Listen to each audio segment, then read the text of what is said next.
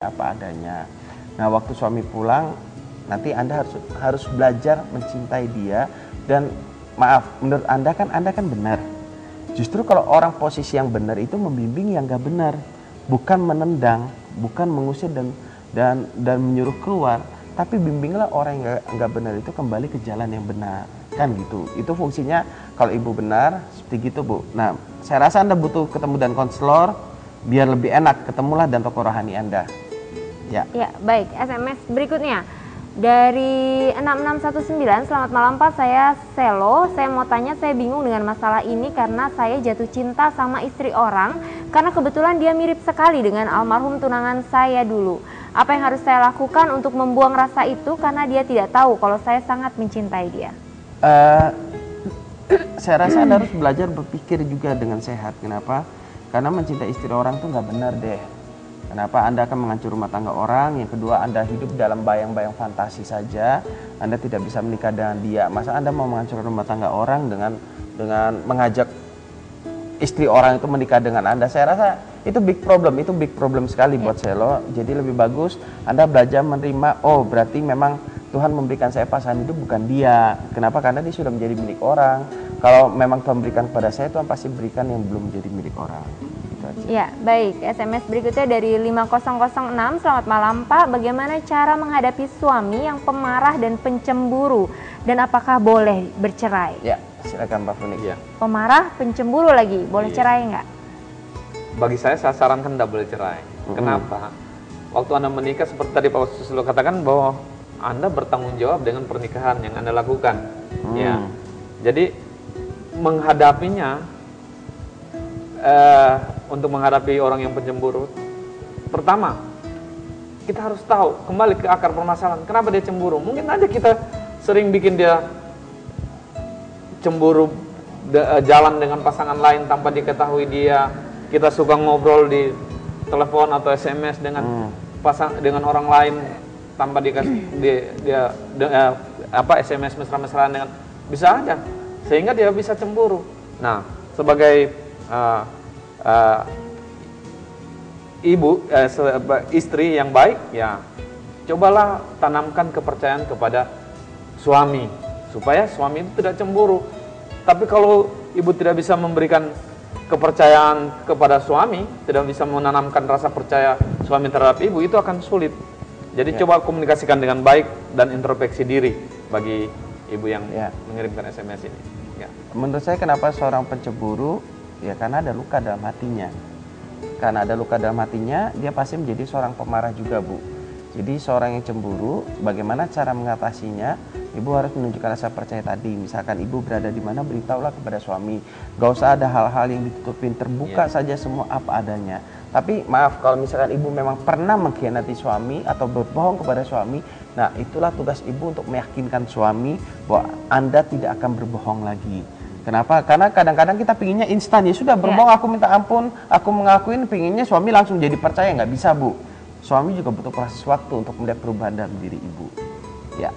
Baik, SMS berikutnya dari 3294. Selamat malam, teman saya seorang beragama A. Saya mau tanya, bagaimana jika kita berencana menikah dengan seorang yang beda agama dan setelah menikah masing-masing tetap di agama masing-masing? Ceweknya beragama A dan cowoknya beragama B. Bagaimana menurut Bapak? Kalau saya nggak mungkin. Maaf, Anda mau menikahkan di hadapan salah satu tokoh agama, berarti Anda mengkhianati agama Anda sendiri. Itu, Anda mengkhianati agama Anda sendiri, berarti Anda tidak takut kepada agama saudara, Tuhan dalam agama saudara. Berarti maaf, Anda tidak punya prinsip dalam hidup. Yang kedua, Anda menikah beda agama, tidak ada satu agama pun yang menyarankan untuk menikah berbeda agama, itu setahu saya. Yang ketiga, kalau Anda nanti punya anak, mau diarahkan ke agama mana anak ini akan menjadi pertengkaran. Anda arahkan tentunya di dalam agama Anda menginginkan anak diarahkan ke agama Anda. Di dalam agama istri Anda menginginkan anak diarahkan dalam agama istri Anda. Itu menjadi problem dan pertengkaran. Kemudian misalkan Anda mau beribadah, pergi sendiri-sendiri, orang akan bertanya bermacam-macam dan nanti waktu istri Anda pergi beribadah, Anda akan curiga dan cemburu karena istri Anda aktif dalam agamanya. Kemudian banyak sekali kompleks lah, terlalu kompleks.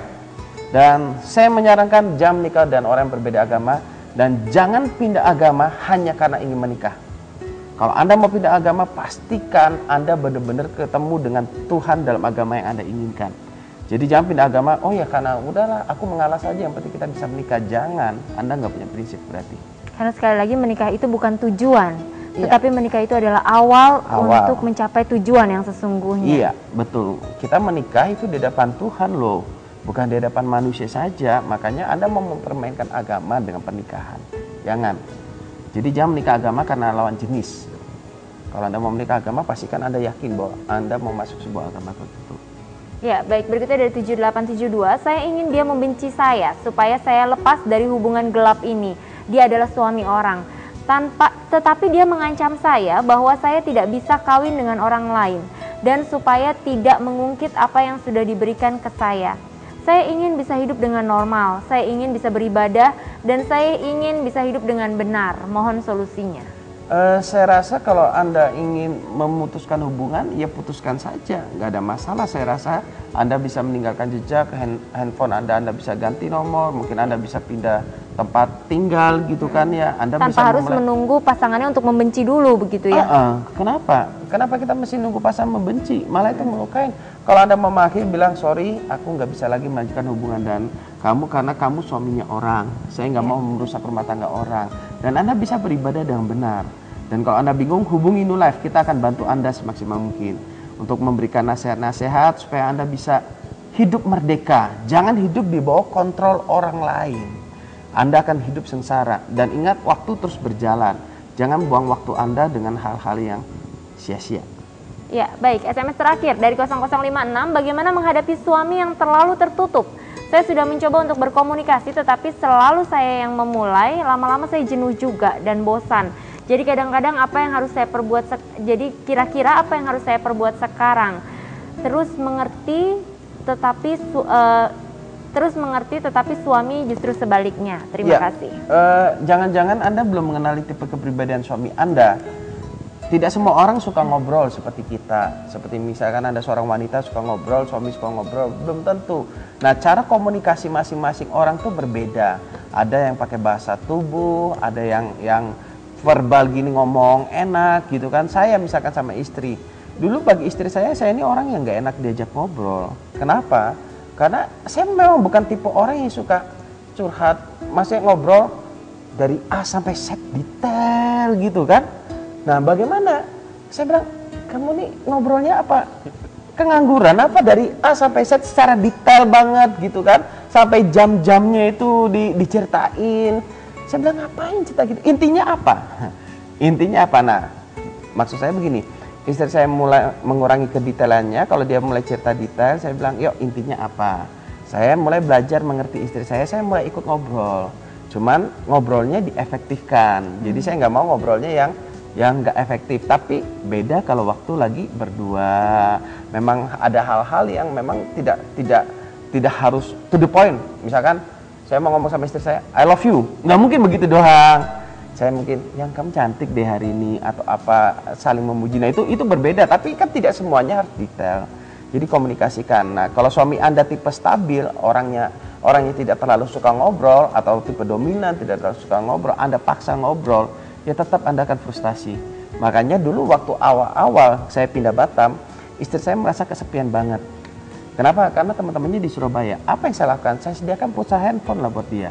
Teleponlah temanmu di Surabaya, teleponlah orang tuamu untuk ngobrol saja. Karena saya waktu itu belum bisa menyediakan telinga yang cukup buat dia gitu loh maksudnya.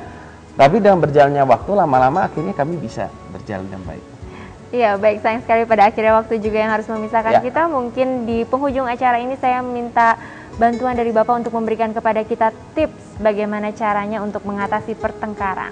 Ya, cepat saja ya. Untuk mengatasi pertengkaran, pertama bangunlah komunikasi di atas dasar saling mencintai, mengasihi ya. Kemudian yang kedua mungkin saling mendengarkan ya. Mendengarkan dengan sabar saat pasangan kita menyampaikan sesuatu ya. Kemudian belajarlah mengenali isi hati pasangan kita. Dan yang terakhir ini, coba mendekatkanlah diri kita kepada Tuhan supaya segala sesuatunya itu bisa baik ya. Mungkin itu Ya, baik. Silahkan tips dari Bapak. Saya cuma satu aja deh, biar singkat. Ya, dalam menghadapi pertengkaran, pesan saya jangan berpusat pada diri sendiri. Waktu Anda berpusat pada diri sendiri, pasti pertengkaran itu akan berlanjut. Tapi belajarlah memberi kasih kepada pasangan kita. Ya, baik. Terima kasih banyak untuk Bapak narasumber yang sudah hadir di studio pada malam hari ini. Terima kasih terutama untuk hatinya yang bersedia untuk membagikan nilai-nilai dari kehidupan Bapak yang sungguh-sungguh real, Bapak alami, dibagikan kepada kita sekalian untuk menjadi pembelajaran bagi kita sekalian. Kami juga mengucapkan terima kasih untuk kru Batam TV yang bertugas pada malam hari ini, karena acara ini juga tidak mungkin bisa terselenggara tanpa bantuan dan kerjasama dari Anda sekalian. Dan pemirsa, kami juga mengucapkan terima kasih yang sebanyak-banyaknya untuk SMS yang sudah Anda kirimkan kepada kami. Namun kami mohon maaf bahwa tidak semua SMS dapat kami bacakan pada malam hari ini, mengingat terbatasnya waktu. Dan apabila Anda tetap berkeinginan untuk SMS Anda mendapatkan jawabannya, Anda bisa menghubungi langsung New Life di nomor 0819 081 74 kali 1. Anda bahkan dapat berkomunikasi secara langsung dengan narasumber tetap kami, dengan Bapak Susilo Susanto. Dan semua layanan yang diberikan oleh New Life semuanya diberikan secara gratis atau cuma-cuma dan tidak dipungut biaya. Pemirsa, New Life bisa disaksikan di Facebook dengan alamat New Life Spasi Batam TV. Apabila Anda berkeinginan untuk menyaksikan siaran-siaran New Life sebelum-sebelumnya atau siaran New Life pada malam hari ini, Anda bisa mulai menyaksikannya di Facebook dengan password New Life Spasi Batam TV. Baik, di akhir kata, pemirsa, kami mohon maaf apabila mungkin ada sikap, tingkah laku ataupun tutur kata kami yang barangkali kurang berkenan di hati Anda. Tujuan dari acara ini, pemirsa, hanya agar acara ini dapat menjadi berkat bagi kita semua. Pemirsa, saksikan terus New Life setiap hari Kamis jam 11 malam hanya di stasiun TV kesayangan Anda, hanya di Batam TV. New Life.